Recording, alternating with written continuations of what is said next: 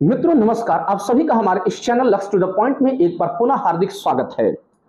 आज हमारी चर्चा का विषय है अपराजिता महिला एवं बाल विधेयक 2024। जी हां, यह बहुत ही ज्वलंत विषय है। आप सभी जानते होंगे कि पिछले 15-20 दिनों से भारत की राजनीति महिला सुरक्षा को लेकर के काफी गर्म दिखाई दे रही है।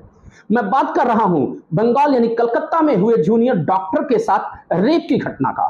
उसके पश्चात से जो सत्ताधारी केंद्र की पार्टी है उसके नेता और पूंजीवादी मीडिया लगातार ममता बनर्जी को टारगेट किए जा रहे थे।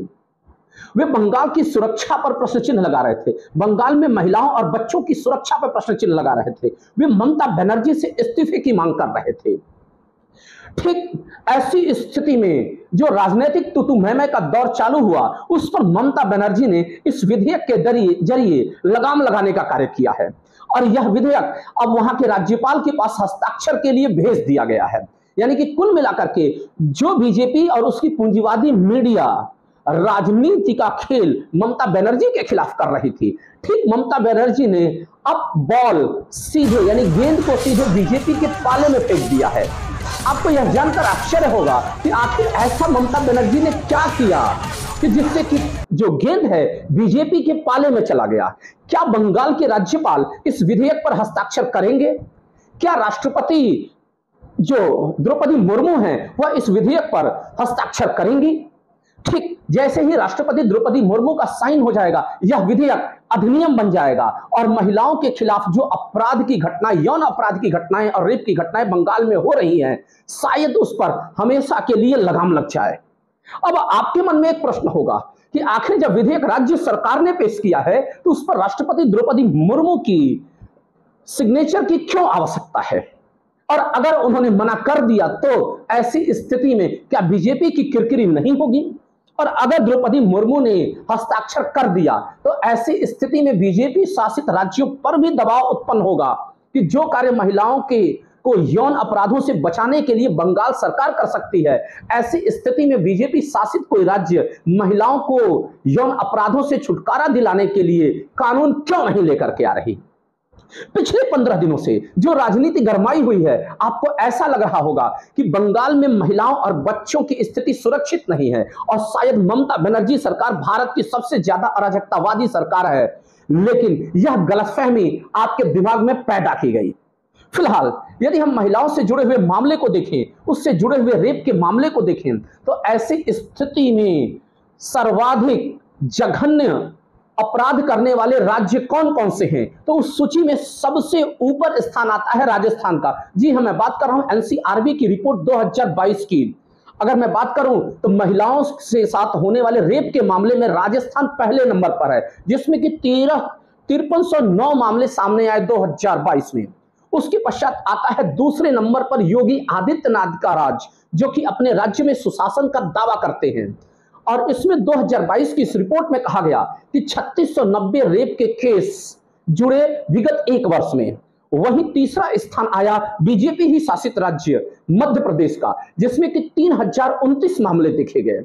फिर उसके बाद चौथा स्थान आता है महाराष्ट्र का, जिसमें कि 2904 मामले रेप के आए। फिर पांचवा स्थान आया हरियाणा का, जिसमें कि 1787 मामले देखे गए। जी हां, मनोहर लाल खट्टर के राज्य से।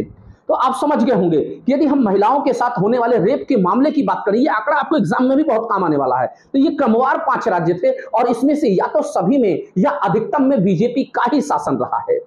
तो ऐसी स्थिति में ममता बनर्जी को दोषी ठहराना कितना जायज है? यह पूरा का पूरा मामला सामाजिक न्याय का है। देश के सबसे ज्यादा वल्नरेबल सेक्शंस में आने वाले महिलाओं और बच्चों की सुरक्षा का है।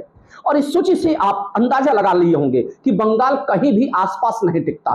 फिलहाल बंगाल के द्वारा इस विधेयक को अपनी विधानसभा में पेश करने का कार्य किया गया और ऐसी स्थिति में आपको इस विधेयक के महत्वपूर्ण बिंदुओं को जान लेना आवश्यक है और यह भी जान लेना आवश्यक है कि ऐसी स्थिति में द्रौपदी मुर्मू के सिग्नेचर की जरूरत क्यों है। तो चलते हैं आपके इन सभी शंकाओं का समाधान करने के लिए एक एक पॉइंट को समझते हैं। আমি প্রথমে বলি, মাননীয় অধ্যক্ষ, সকল মাননীয় সদস্য সদস্যা, এই সভার এবং বাইরেও যারা আছেন तो सबसे पहले हम जानते हैं कि इस विधेयक की खास बात क्या है।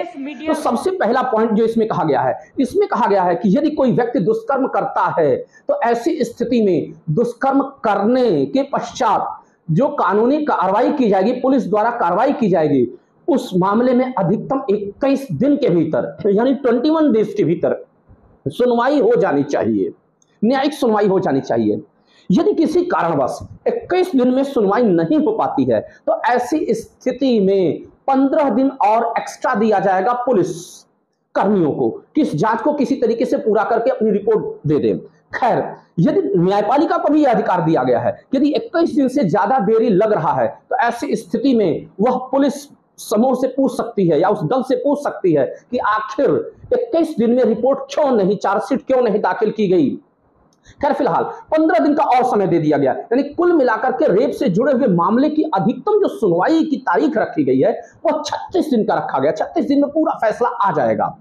अब इसके पश्चात आता है सजा का क्या प्रावधान है। यदि रेप साबित हो जाता है तो ऐसी परिस्थिति में कहा गया है कि जो भी दोषी पाया जाएगा उसको उम्र कैद की सजा दी जाएगी। जी हां, आजीवन कारावास के प्रावधान की बात इसमें कही गई है, वह भी बिना पेरोल के, यानी कि इस दौरान उसको कोई पेरोल प्राप्त नहीं होगा। बहुत ही इंपॉर्टेंट पॉइंट था। फिर इसमें अगला बिंदु क्या कहा गया है, अगला पॉइंट कहा गया है कि यदि पीड़िता कोई नाबालिग है तो ऐसी स्थिति में जो सजा की उम्र होगी रेपियों की वह होगी आपकी उम्र कैद से लेकर के मृत्यु दंड तक, यानी नाबालिग के साथ अगर रेप किया जा रहा है तो मृत्यु दंड तक की सजा दी जा सकती है। साथ ही साथ एक और बात कहा गया कि रेप के मामले में जो एडल्ट महिला है उसके साथ उम्र कैद की सजा है, किंतु यदि रेप हुए महिला कोमा में चली गई, कौन, एडल्ट महिला या बाल महिला जो कि एडल्ट से भी नीचे 18 वर्ष से नीचे की है, या फिर उसकी मौत हो जाती है, तो ऐसी स्थिति में हर हाल में सजा मृत्यु दंड की ही होगी। यानी कि रेप की सजा उम्र कैद और रेप के पश्चात यदि महिला की मौत हो जा रही है तो 10 दिन के भीतर पूरी कार्रवाई पूरी करके फांसी पे चढ़ा दिया जाएगा आरोपी को। यह बंगाल सरकार का सख्त इस कानून में निर्देश दिया गया है। इसके अलावा क्या कहा गया है, इसमें कहा गया है कि यदि पीड़िता के खिलाफ, जब पीड़िता के पक्ष में या उसके आरोपी के खिलाफ कोई मुकदमा चल रहा है, ऐसी स्थिति में यदि किसी व्यक्ति ने कार्रवाई के दौरान पीड़िता की पहचान का खुलासा किया, जाहिर सी आप जानते ही हैं कि महिला और बच्चे काफी संवेदनशील विषय हैं भारतीय समाज के। यदि महिलाओं के साथ रेप होता है या छेड़खानी होती है तो उस महिला को हेय दृष्टि से देखा जाता है। तो अगर ऐसी परिस्थिति में उस महिला से संबंध में कोई व्यक्ति खुलासा कर रहा है बिना कोर्ट की इजाजत के, तो ऐसी परिस्थिति में उस व्यक्ति को 3 से 5 वर्ष तक की सजा दी जाएगी। साथ ही साथ इस बिल की और महत्वपूर्ण बात यह है कि रेप को छोड़कर के यदि कोई अन्य यौन अपराध है या फिर महिला पर एसिड अटैक होता है तो ऐसी परिस्थिति में 30 दिन के भीतर सुनवाई कर ली जाएगी, यानी मैक्सिमम समय कितना है, 30 दिन। इसके अलावा अंतिम जो इसका महत्वपूर्ण पॉइंट है वह है कि हर जिले में एक अपराजिता टास्क फोर्स का गठन किया जाएगा जो महिलाओं की सुरक्षा के लिए जिम्मेदार होगा, और इसकी जो अध्यक्षता होगा, यानी कि जो अपराजिता टास्क फोर्स का सबसे बड़ा अधिकारी होगा वह कम से कम न्यूनतम डीएसपी रैंक का अधिकारी होना चाहिए। आपको मैंने सोशल जस्टिस पढ़ाते वक्त अपने विद्यार्थियों को पॉक्सो एक्ट पढ़ाया था, उसके अलावा रेप विक्टिम से जुड़े हुए मुद्दे को भी पढ़ाए थे, तो इस मामले को भी आप बिल्कुल ही स्पष्ट रूप से समझ लेंगे। खैर, अब इसके अगले पक्ष पे चलते हैं कि अगला पक्ष यह है कि आखिर इसमें राष्ट्रपति द्रौपदी मुर्मू की क्या भूमिका है। जब विधेयक राज्य सरकार द्वारा पास किया गया है तो इसकी असहमति या एसेंट या सिग्नेटरी जो एक्ट बनाने का जो अधिकार होगा वह तो वहां के राज्यपाल को होगा। तो ऐसे में द्रौपदी मुर्मू क्यों? इसका मूल कारण यह है कि जो क्रिमिनल लॉ है वह समवर्ती सूची यानी कॉन्करेंट लिस्ट का विषय है, और ऐसी परिस्थिति में जो भारतीय दंड संहिता की धाराएं हैं यानी केंद्रीय स्तर पर इससे जुड़ा हुआ पहले से कानून मौजूद है, उस कानून को और सख्त बनाने का कार्य ममता बनर्जी ने किया है। अब देखें, और अगर समवर्ती सूची पर संसद के द्वारा कोई कानून पहले से है और कोई राज्य उस पर उससे ज्यादा सख्त कानून बनाता है तो ऐसी परिस्थिति में संसद के कानून के साथ टकराव उत्पन्न होगा। तो ऐसी परिस्थिति में यह कहा गया है कि उस राज्य का राज्यपाल राष्ट्रपति की अनुमति के लिए वह विधेयक रख लेगा, और जब राष्ट्रपति हस्ताक्षर करेगा या अनुमति देगा तभी वह विधेयक एक्ट या अधिनियम का रूप धारण कर सकता है।